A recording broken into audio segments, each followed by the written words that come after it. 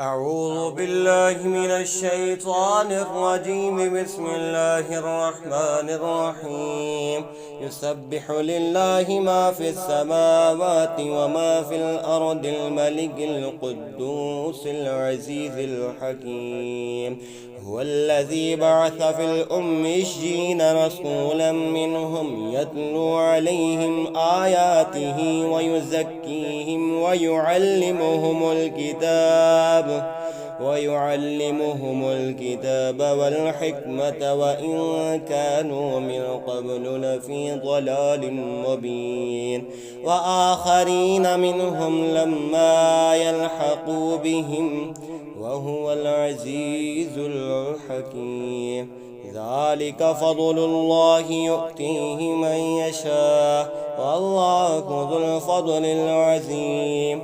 مثل الذين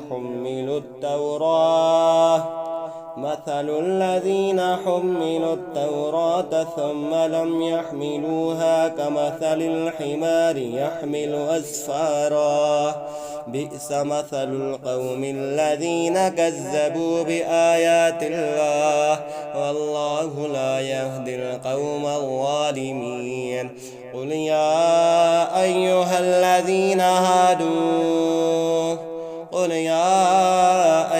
الذين هادوا إن زعمتم أنكم أولياء لله من دون الناس فتمنوا الموت إن كنتم صادقين، ولا يتمنونه أبدا بما قدمت أيديهم، والله عليم بالظالمين. قل إن الموت الذي تفرون منه فإنه ملاقيكم، ثم تردون إلى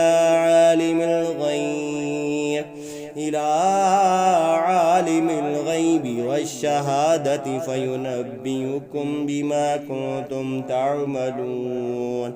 يا أيها الذين آمنوا إذا نودي للصلاة من يوم الجمعة فاسعوا إلى ذكر الله وذروا البيع، ذلكم خير لكم إن كنتم تعلمون.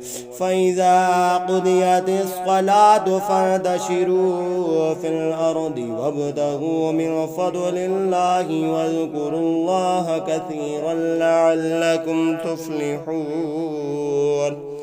وإذا رأوا تجارة أو لهوا انفضوا إليها وتركوك قائما. قل ما عند الله خير من اللهو ومن التجارة، والله خير الرازقين.